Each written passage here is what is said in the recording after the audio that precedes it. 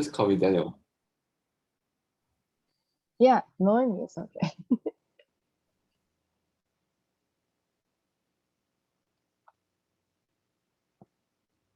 All right, so hello everyone. Welcome to the Innovations in Aging Research webinar series. I am your host this afternoon. It's 12 o'clock. It's your tea time and your lunch break webinar series. My name is Noemi Maureen Lansang. I am a freelance research writer here in the Philippines, and my current work is related to sound and acoustics in rehabilitation of older adults with cognitive impairments. It's a pleasure to be here. I apologize for my face. It's very early in my country. And this webinar is brought to you by the American Congress of Rehabilitation Medicine, Aging Research and Geriatric Rehabilitation Networking Group. We are still welcoming new members, so if you're very interested in research on older adults, please visit our webpage or contact our chairperson, Dr. Patricia Hine. We would love to hear from you and undertake collaborative work on aging research. So this is one of the fun things to do in this organization, so please come and join us. Additionally, ACRM is inviting everyone to attend the 98th annual conference this coming September. So that's a month away. It's completely virtual, so it's accessible to everyone and anyone across the globe. Please log in to www.acrm.org/2021 to get a glimpse of the virtual program and to check out the rates that best suit your preferences. Our website as the Aging Research and Geriatric Rehabilitation Networking Group, it's also there. I'm sorry, you don't have the screen right now, but it's also there. Please log in and check out everything that ACRM gets to offer for this year's conference. So our speaker for this afternoon is Dr. Daniel Gan, and he's speaking on psychosocial determinants of cognitive health, implications for community-based non-pharmacological interventions. Before we start our presentation, I do want to advise that this meeting is being recorded. So please, everyone, keep your phones and microphones muted and keep your cameras turned off throughout the presentation. We do expect to have about 20 minutes available for discussion at the end of the webinar. So if you have questions, please type them in the chat feature and we will address as many as we can during the latter part of the hour. You have our many thanks for taking your time and sitting with us today for our webinar. So without further ado, it is my pleasure to introduce our guest speaker. Dr. Daniel Gan is a community gerontologist with expertise on social epidemiology and implementation science. He is a recipient of the 2021 ACRM R13 Diversity Complementary Integrative Rehabilitation Medicine Mentoring and Career Development Fellowship and co-convener of Environmental Gerontology, Gerontological Society of America. So ladies and gentlemen, I give you Dr. Daniel Gan. Doctor, the floor is yours. So kindly pull up your slides. And thank you so much for being with us. Good afternoon, good morning, everyone. Thank you so much for taking time to be here today. My name is Daniel, and it's a pleasure to be speaking with you. All right. So I'm a postdoc at the Gerontology Research Center, and today at the end of this webinar, you will be able to understand the importance of community as a unit of analysis, compare communities of intervention using validated psychosocial constructs and measures, implement successful trials more effectively in community settings. So we're talking about the stage 4 or 5 NIH trial there. So some statistics to start us off, up to 81% of all North Americans, US Americans with dementia are aging in the community. So let's just imagine for a while now that we know for a long time now that dementia is a process, a neurobiological process that happens long before the actual onset of the symptoms. So for every person with dementia, we can imagine there are 2 or 3 more that are developing dementia living in the community. And 40% of its risk factors are modifiable. That makes prevention in the community very important. So now we're talking about a pragmatic trial. So how do we go about it? What are some things to consider? So for example, now that we want to reduce these risk factors that are identified in late life: depression, social isolation, physical inactivity, which contributes to 10% population attributable fraction. And we, and we want to we want to reduce this and in a community setting. So one way is definitely to work with community organizations, for example. But there is also many other factors that are important that are not yet listed. Dr. Gan, I'm so sorry, but we are seeing your screen. All right, sure. So you might want to try. I know Zoom, it does that sometimes. Sure. Sorry about that. Let me try that again. Yeah.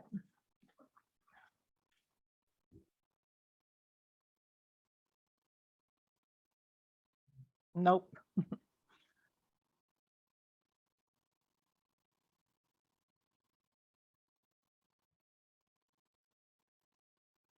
All right. Okay, now we are back on.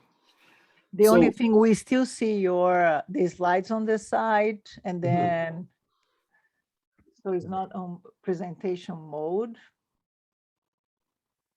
No, this doesn't work, does it? Yeah.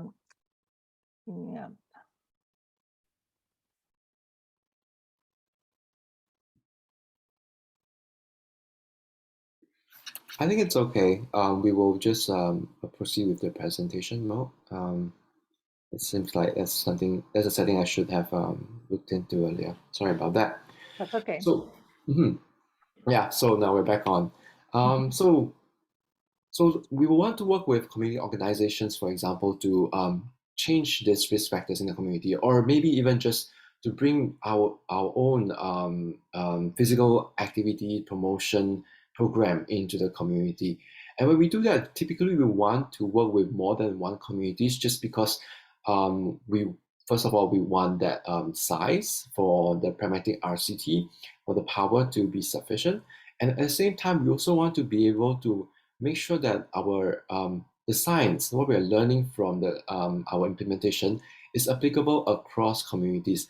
That's why having more than one community is important. But it can also be quite challenging, as you can see.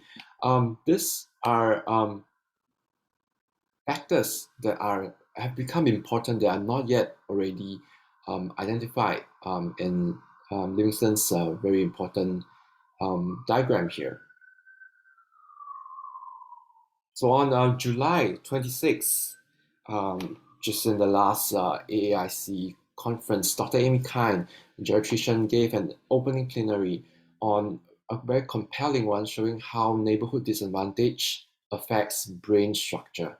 So people with neighborhood disadvantage have smaller brain volumes. How can that be? Why should it be that? It definitely cannot be that people with smaller brains just decided to live in the same neighborhood together. So independent of their race, sex, ethnicity, and income and education, the neighborhood has an impact on brain volume. That is actually a very, very startling finding. And Dr. Kine showed that in 10 years longitudinal study of cognitive unimpaired adults living in the most disadvantaged neighborhoods was associated with accelerated degeneration in affected regions and cognitive decline. And that compelling presentation left us wanting very much to work would leave us wanting very much to work in communities, wouldn't it? Because it shouldn't be this kind of disparities shouldn't be. And so inspired by Dr. Kind's work, I carried out a workshop with my students, and we asked why would neighborhoods influence brain health, and we did a brainstorming exercise. And we come up with several of them in just a short few minutes. And what is interesting for me in this exercise was that a lot of the suggestions of the brainstorming focus on things that are more easily measurable. For example, we looked at pollution, chemicals, access to nature, access to health services, access to diet, food options, and some of them looked at things like sociability, exclusion or alienation, which is great. And also there is the intersubjective components of neighborhood cohesion, cultural aspects and offerings in the area. And less so focused on is the pre-subjective or the atmospheric variables. For example, here neighborhood mental health is impacted by company of people we have. It is influenced by the likes and dislikes of the community. So this range of variables just give us a sense of what is possible out there. Another way to think about neighborhoods and health is this transdisciplinary neighborhood health framework that highlights the importance of meso-level psychosocial factors based on a systematic review of 51 articles, transdisciplinary articles. So when we think about a place and the individual's health, it is important to start thinking about meso-level psychosocial factors. And what meso-level is that it is not individual and it is not societal. It is unique to that place, to that space, which is what we've talked about earlier. And the need to work with community organizations or the need to work with specific communities require us to understand the meso-level psychosocial factors. So I carry out a different exercise to help us understand what is psychosocial factors, or what is the pre-subjective, or what is the intersubjective. I carry out a different exercise in the same class, and in this time I asked them, imagine having a class in the US a week after BLM. Describe the atmosphere in the room. And these are really interesting things that come up. We realize that there is differences in students' experiences of an event like that. And if we then take this same exercise to neighborhoods and communities, we would imagine that different people in a neighborhood would experience the neighborhood atmosphere differently, and different neighborhoods and this atmosphere can then shape the ability to which older adults or people that we are working with, our participants, feel able or willing or even comfortable to be out in their community to do the running or the walks that we suggest them to.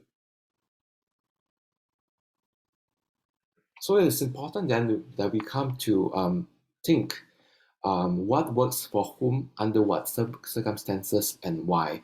And this was a line taken from Hoffman and Scher, 2002, community-based interventions coping with the noise of real life in studies design.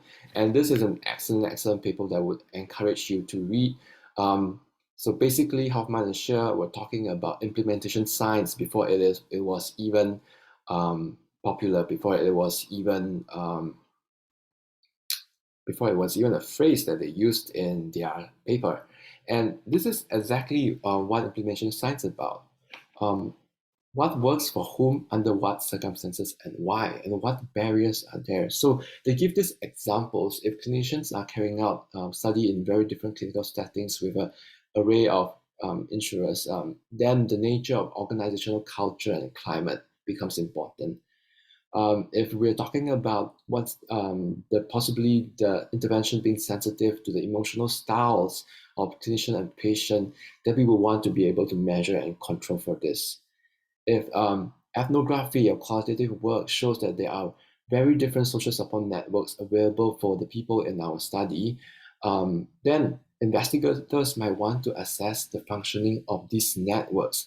So here, Hoffman has shared a list for us 3 very different types of psychosocial variables. Organization, culture, and climate is probably I would call pre-subjective or atmospheric. And so it's something that you encounter before you even know it. You walk into a room and you sense that, oh, it's tense here, or but you take some time to process it. So that is the pre-subjective or the atmospheric. Emotional styles is somewhat like a personality trait. How am I? What kind of personality I have can affect how I respond to an intervention that is introduced to me. For example, if I am more prone to introspection, then mindfulness might be something that is easy for me, but maybe not so helpful because I have been doing it all my life, or maybe I have been doing it wrong, right? So these are possibilities that we don't know that we still should control for when we are examining different interventions. And then finally, networks. There's a psychosocial variable in the sense that it is a quality of the relationships that I have. Say, for example, then we want to promote friendship to overcome social isolation through community programs. And we found that this thing called healthy ideas is great, but we want to introduce these elements of peer support in this program. Then to be able to understand what are the existing networks that are available to these people in the community will enable us, and the quality of the networks will enable us to understand and stratify the results accordingly. So I've gone on for a little bit now. I imagine you might have quite some questions. Please put them into the Q&A, and as we go along, and I have another 10 more slides and I will be done. Okay, stressed out quite a bit. And what's hopeful or what's thankful for me for coming off from AIC, given Dr. Amy Khan's challenge that we need to be looking at specific neighborhoods and making change in the neighborhoods from an equity perspective, is that there are many emerging studies in the same conference that suggest a very interesting work. For example, this study on how racial and ethnic segregation affects cognition in older adults, how stress and as shown in salivary cortisol biomarkers is related to cognitive decline. And also as a form of stress, it is discrimination and also the workload of spousal caregiving. So all this variable. So where do we start? How do we go about dealing with this variety of variables? Certainly, so what I hope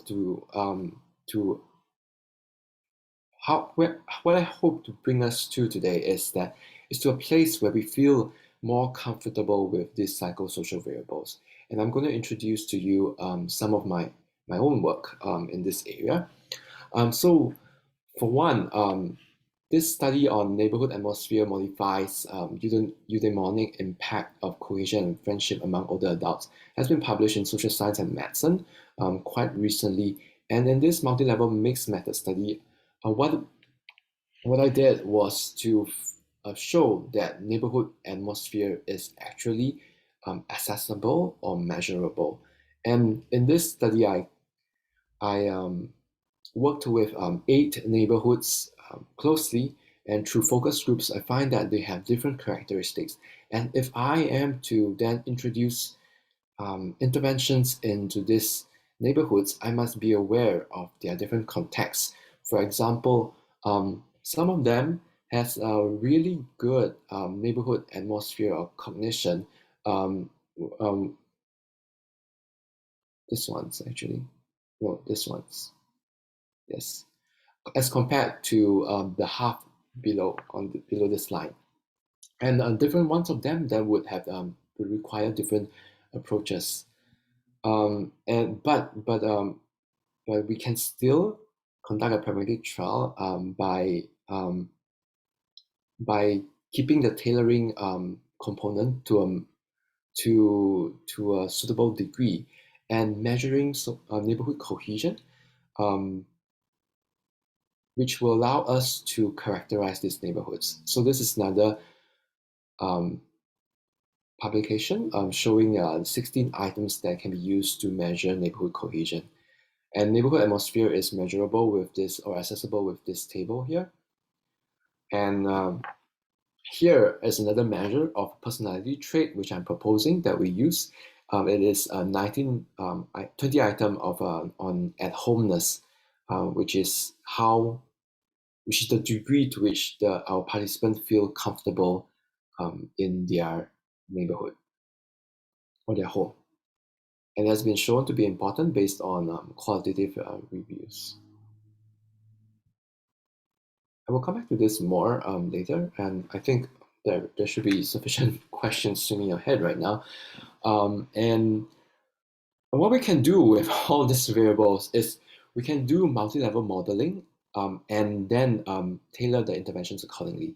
So what kind of intervention designs we can think about as probably stepped or smart RCT designs, and that's still an area for exploration. And to summarize, community is the site of pragmatic trials. It is diverse. It is an important unit of analysis to facilitate comparative case studies across intervention contexts. So we understand the barriers of intervention, and it can allow cross-level analysis. In this case, we're talking about structural education modeling, a little bit like what I showed just now.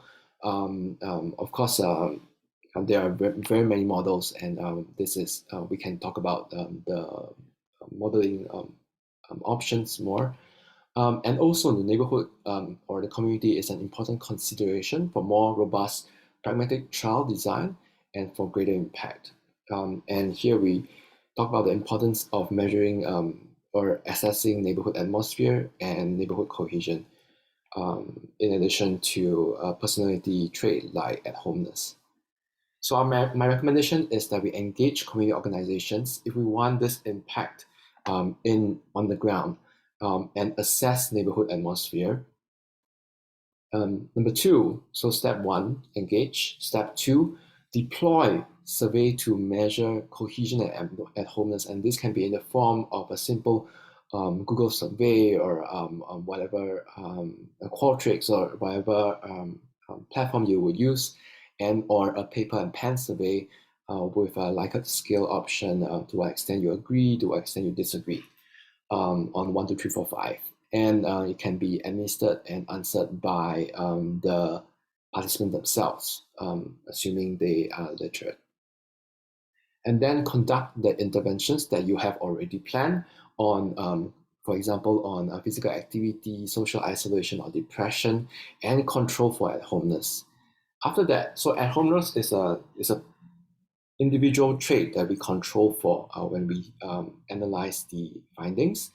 The other thing that we measure is cohesion, and this is what I suggest to be aggregated. So when we aggregate scores of cohesion by neighborhood, then we can stratify the results by participants living in higher or lower neighborhood cohesion scores. And these measures that I propose are applicable across neighborhoods of different race mixes. And that concludes my presentation. I understand I rushed through a little bit of them, and but I would really love to take up more in our discussion just now. I hope I've stirred enough questions or thoughts for us to have a interesting, engaging conversation. Thank you.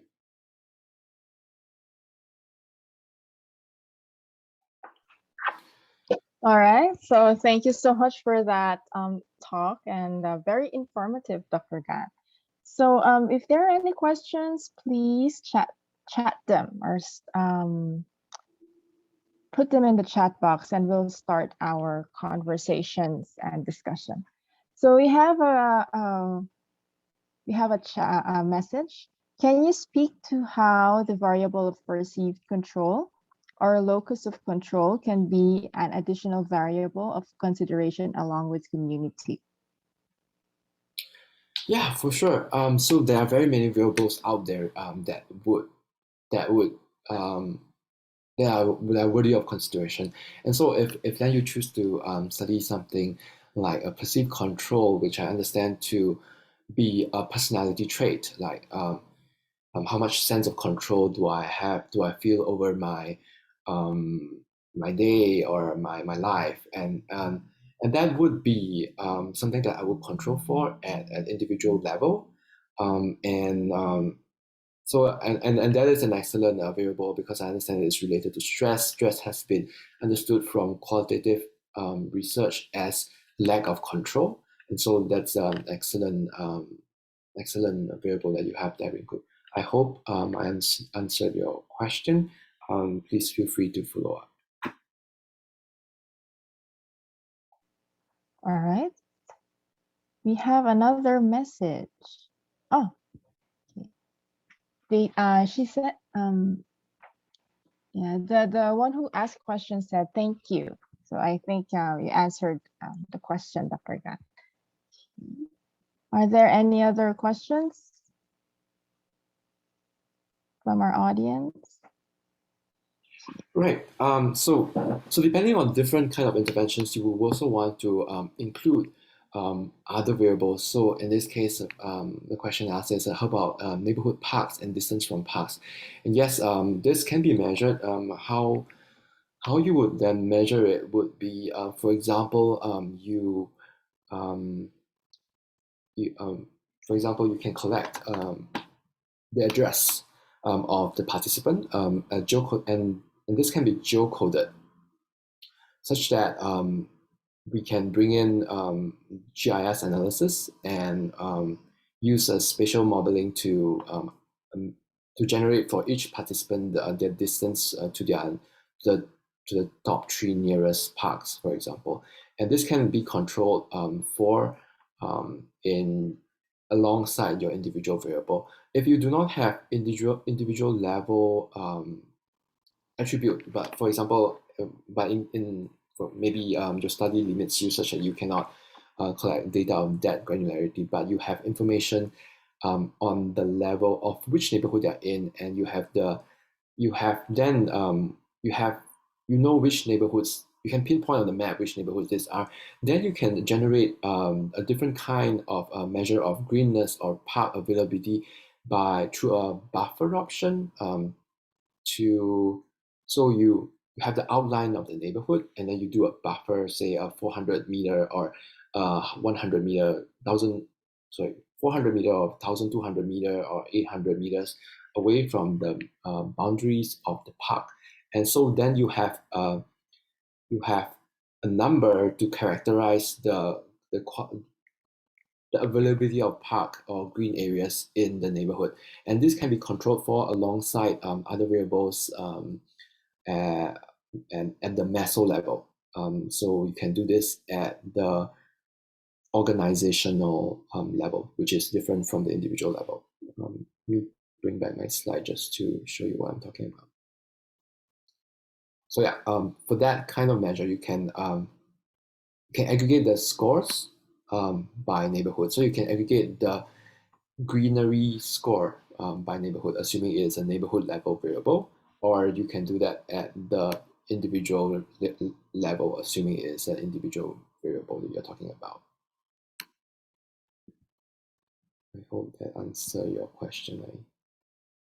Let me just get back to the chat. What about people with disabilities experiencing shame with public experiences? Yes, exactly. This is what the neighborhood and the at-homeness variable is getting at. Oops, sorry. So I think what the talk that showed just now is that people are complex. I mean, we are complex. I am complex. I experience different places differently. I experience different events differently. And so depending on my identity, which can include race, ethnicity, sex, gender, sexual orientation, um, physical or learning ability, this can impact my ability to feel comfortable at different places.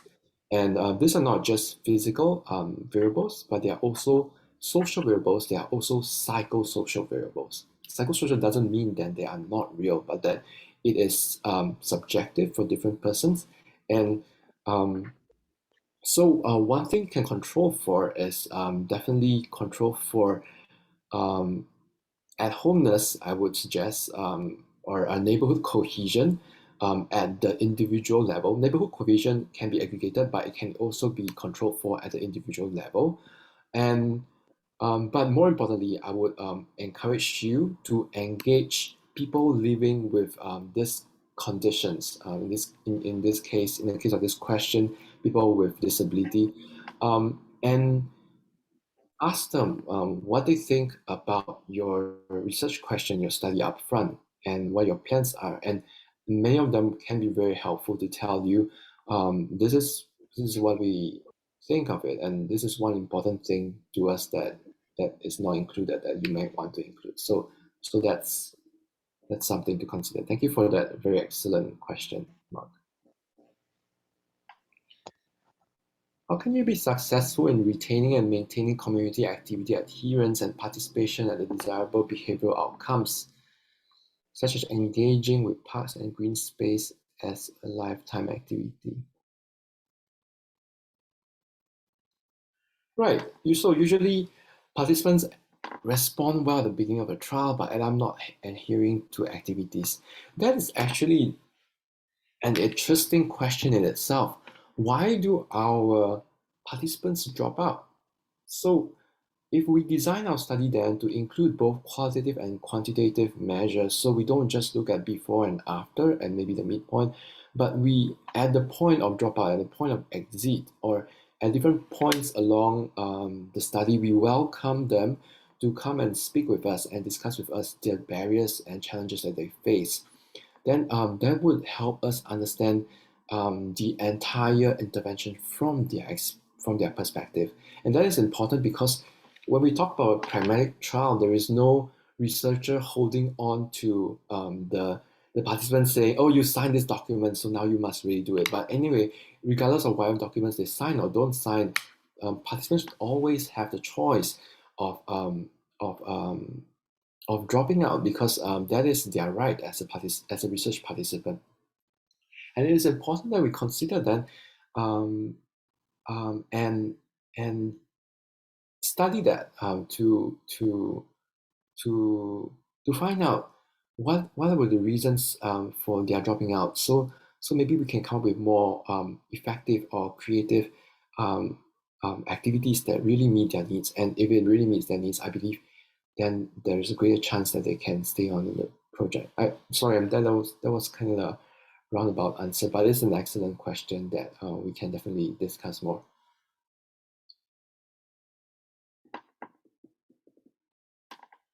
So one more question that we have in the chat. How can we navigate communities and community partnership to raise up participation while forced to use virtual meetings for interventions due to the pandemic? Right.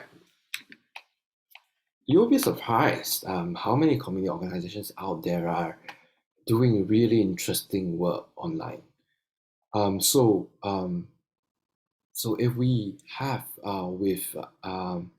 if we are in touch with the right community organization that have pivoted during the pandemic and have been working online with their people and trying to get them onto Zoom, or even if they are older adults or people living with different forms of disability, then you have a ready audience to work with. And I believe these community organizations would be willing to work with you to introduce creative content or new and important things into into their routine activities. And so yeah, that's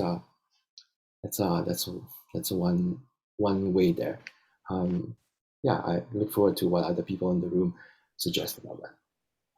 So Dr. Gan, this is Amit Kumar. So I have one question. So is there any national level data where we can have all this information, if there is a national zip code level or county level? Yes. Dr. Amy Kine created this atlas, which was the basis of her study. I can share the link slightly later. I don't have it now. I think it's something along the lines of atlas.org or neighborhoodatlas.org or something like that. Basically, it is a database of that measures neighborhood disadvantage throughout the U.S. and it has been used very widely in the health sciences in the past 1 year or so. I think it has something to do with our recent revival of social determinants of health. Yes, but yeah. So on that database, though, what is not available is the kind of psychosocial variables that we talk about today. It allows us to study neighborhood disadvantage. It allows us to, when introducing an intervention or implementation trial, make sure that we reach out to community organizations in more disadvantaged neighborhood because we imagine that's where the implementation is really needed. But then, what's the next step? What's the next step? This to gather all these psychosocial or qualitative variables, qualitative or more subjective variables, is the recommendation in my my talk today. Yeah. So yeah, this is Dr. Amy Kine. Sorry, I don't have that linked here. I believe it is neighborhoodatlas.org.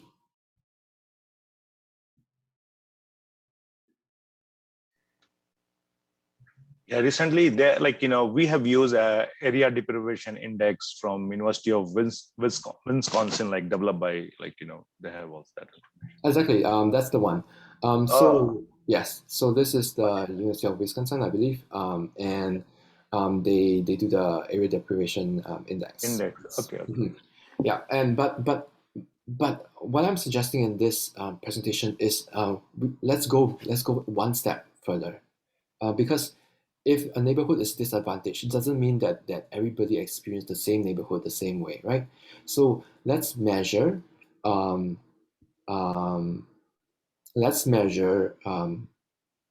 homeness.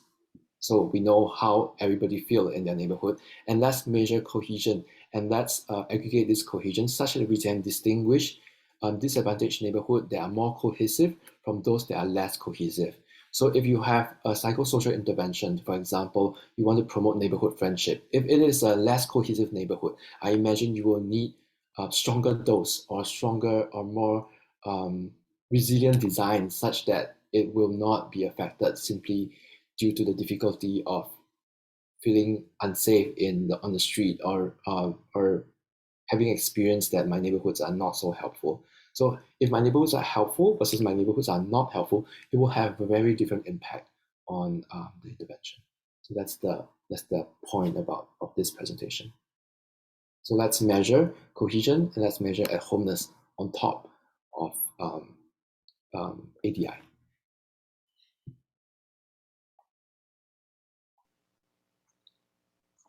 Okay. All right, are there any other questions? We have a message in the chat box from Dr. Lalchandani. I hope I mentioned your name correctly. And the message said, I think just educating clients about this as a modifiable variable is powerful. So I think that's a very good compliment for you, Dr. Gan. Thank you. I also have a question about the factors. So in my country, in Philippines, community-based rehabilitation is quite popular, but we have problems here wherein the participants or the community dwellers, especially the elderly, their mindset is about not going outside or participating in any form of rehabilitation because they're already old. So where can we put this kind like mindsets and preferences? Where can we put them if we do research on community-based rehabilitation? Because I think this kind of entity or phenomenon is very influential in the research outcomes of those who would like to create or would like to introduce interventions, because the mindset or the preferences of the community dwellers is preventing them or is giving them a different understanding about rehabilitation. Where can we place this kind of situation in the factors? Right. That's an excellent question. So if I share my slides again, that would be, I would say it is, we can understand that to be a community norm. So it can be understood as something like a neighborhood atmosphere. It is a meso level psychosocial variable. So the norm in the neighborhood is such that older people don't go out in the neighborhood. Maybe if you go out in the neighborhood, you might be laughed at for pretending you're young or something like that. Or maybe it is also just a kind of, it can also be internalized ageism in that case, like, oh, I am old, so I'm not supposed to be happy. I'm old, so I'm not supposed to take part in activities in the neighborhood. So if it is an internalized ageism, then it should be measured at the individual level because it differs from different people to different people. And of course, you've known by now that it is possible to include it both at the individual level and also the neighborhood level. I would just like to say that the question is an excellent one, Noemi. In my work with neighborhood older adults who live in public housing in Singapore, I find that in some communities there is the perception that females or female older adults should not be out in the neighborhood because in that particular neighborhood there is a lot of gossip and rivalry, and it can get a little bit nasty. And so to be seen engaging in social activities outside of their homes or away from their hallway to their homes is something that is possibly shameful or disdainful. Like they don't want to be associated with gossipers. They don't want to be known as people who incite fights or in their neighborhood. So when we talk about entering pragmatic trial, when we talk about entering the community, we talk about a very different landscape. And here, social scientists who are familiar with different kinds of aspects of the area that you're interested in would be a very strong ally and partner to help your intervention succeed. Yeah, and of course there are readily available variables out there that we can use and measures if for internalized ageism. I would believe there could be or there would be very soon, and the question then you might ask is, how do we change some things like neighborhood atmosphere or community norms? And that is very difficult. And I imagine that, for example, the GSA has this entire exercise on reframing aging. And the reframing aging initiative is basically asking gerontologists or allied health professionals to or just health professionals in general to start, and policymakers to start talking about older adults in a way that do not assume frailty and do not assume a lack of agency. So older adults have a lack of agency. So the way we talk about it also can reinforce some of these norms, and we want to avoid reinforcing these norms. Working with our community organizations to address these general preferences to be disengaged would be the most helpful to change norms, because especially if these community organizations are already trusted by the older adults themselves. There it's possible to run different kinds of campaigns to promote successful aging. You'll be surprised also at the mix of quality of our neighborhood organizations. Some would just be happy to let the older adults do something simple, but some really take efforts to engage them meaningfully beyond, say, nothing wrong about bingo, but beyond, say, the weekly bingo game. Yeah.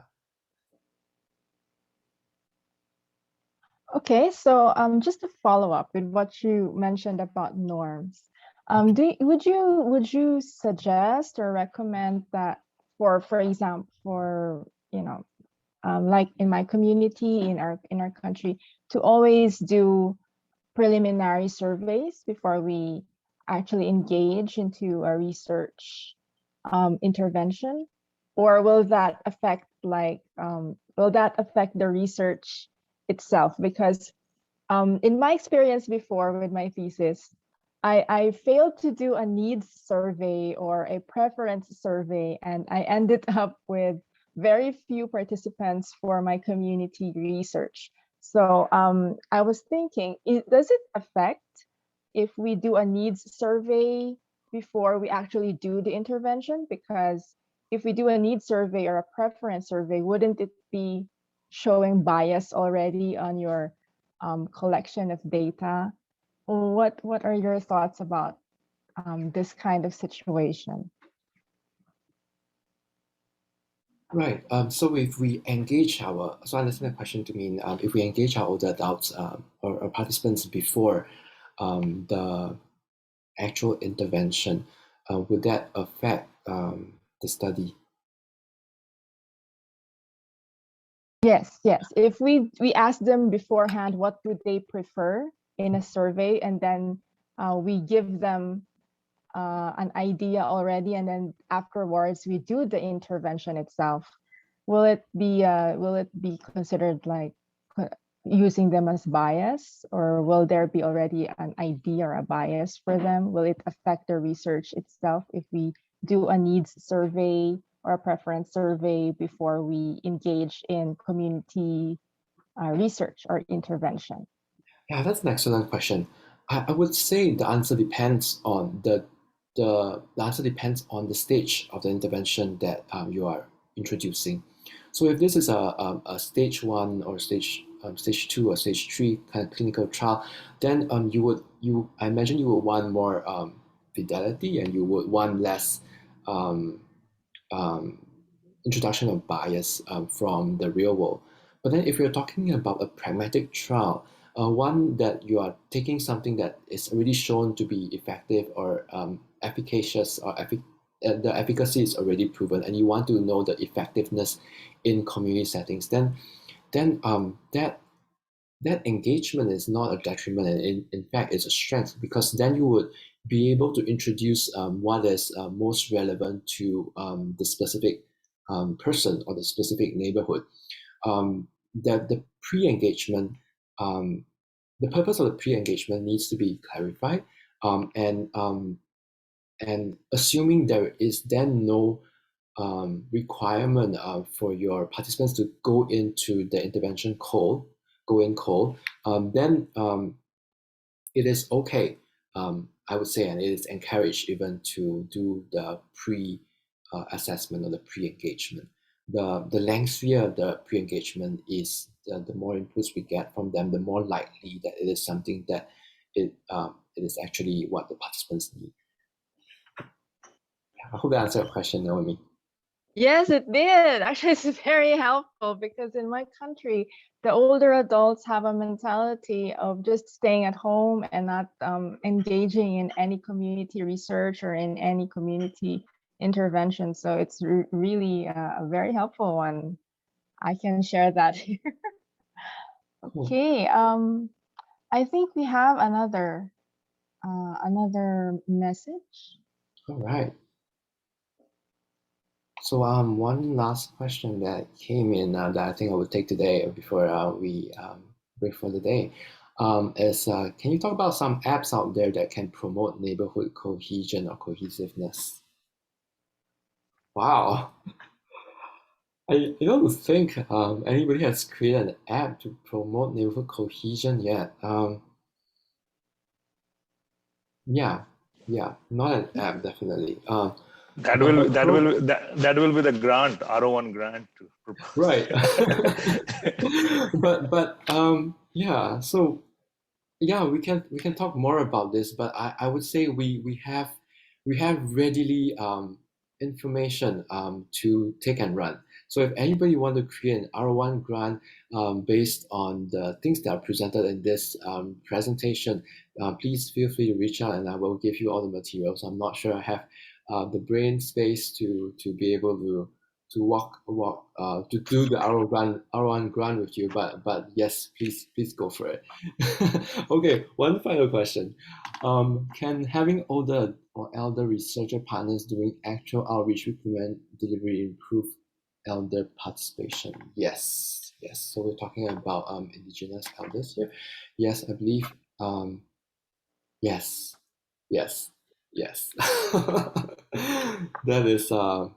That is a trust of what I stand for as a researcher, which I didn't talk too much about today. But what this presentation shows us today is that these things like community norms, neighborhood atmosphere, cohesion are really important, especially if we're talking about social or psychosocial interventions, because different people experience it differently. And once you engage elders who are like key informants in the neighborhoods, right, or key informants in the community, um, you are already you won the half the battle, right? If they believe that your research is worthwhile and they they they then share this with the rest of the community, your likelihood of participation and adherence just go up by quite a notch. And also, if you are willing and open to engage with them and to refine and change your research proposal along the way, and this is where we come into a little bit of difficult with ethics. I imagine you will need to do amendments. But if we have that kind of patience, that kind of the willingness to to take in a communal way of knowing, yeah, we can go really far. Yeah, so thank you for that excellent question. Thank you for all the wonderful work that everyone in the room do. Thank you. All right, so I think we are down to 5 minutes. Any more last questions, or how about some last words? Dr. Gan, do you have any other last words? I just want to say that it's been very inspiring just hearing your questions and seeing where we are and where we can go together. And yeah, I'm excited. Yeah, I'm excited to work with community organizations. There might be some big multi-city grant that might be coming up that I might share to invite different cities and community organizations, especially researchers that have been working with community organizations quite a bit to bring successful implementation to successful trials to the community. And we were talking about horticulture, mindfulness, and dance, and maybe some other components. And so yeah, do look out to watch this ACRM ARNG space. Thank you. And Dr. Gan, why don't you add in the chat, if you have like, I should have asked that in the beginning, like some resources, your website or your email, something like that, that always, we should have been done that in the beginning, but.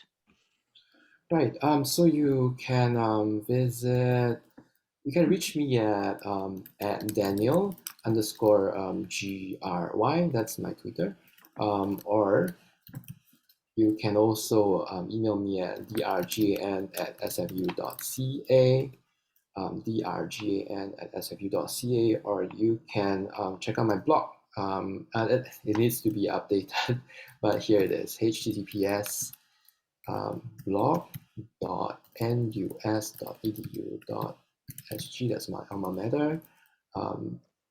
Healthy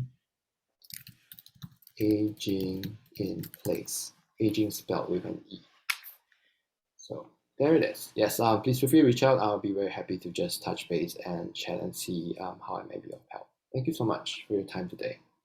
Thank you, ACRM, for having me. Thank you, Noemi and Patricia, for inviting and organizing this. Thank you so much. That was Thank such a you great so much. presentation. Yeah, so innovative, so refreshing. So thank you for sharing your beautiful work with us. We really appreciate. Dr. Kumar, you have any comments? No, I like it. It really is very interesting. I was using area deprivation index, and then this is something you are doing in the context of rehabilitation and brain growth. It's very, very interesting. It's where you live, where your zip code decide your life expectancy, quality of life. That's a new area of healthography. They call it, like, you know. There's a guy from Britain, Michael Marmot. Sir Michael Marmot. He has done really good work in this area, like in neighborhood in England. Yeah, That's cool. Michael Marmot. Where in England, Amit? In London or outside London? In London. What Yeah. neighborhoods? Which part? Oh, Okay. his study was like, you know, pioneer in this study. London. I'll show you, Mike. I'll send you the link. Study. This was great. Thank you, Daniel. Thank you How for the close, question. how close are you to Vancouver? Oh, I'm very close. I'm at Mount Pleasant, so I'm joining you today from the unceded territories of the Musqueam, Squamish, and Tsleil-Waututh nations. And yeah, I'm very glad to be living and working here. Thank you. Okay. All right. So just the last few words. For those who have been participating in our webinar series, we'll be skipping September webinar series because we have our conference in ACRM. So please come and join us in ACRM conference. And then we'll resume the series November already. We hope to see you again in November. So thank you, everyone. Thank you, Dr. Kumar and Dr. Hein, for gracing the event today. And thank you for all those who asked questions and participated in our webinar series. Thank you, Dr. Gan, for sharing your expertise with us. So And congratulations, Noemi. Listen. Thank you so much. Good job. All right. So You're we want to- rocking, Naomi. You're rocking, Noemi. From the We want to- Southeast Asia, like, you know, what's the time, right? Keep it coming. Yeah. The time here is 1 a.m. So it's very early. So good morning to you all, and good afternoon, and good night if we have anyone in the evening in their timelines. So we hope to see you in November. I'll be sending the link to those who participated today, especially to Dr. Gan, so you can share it with your colleagues for further dissemination of information. Thank you so much, everybody. Thank you very much.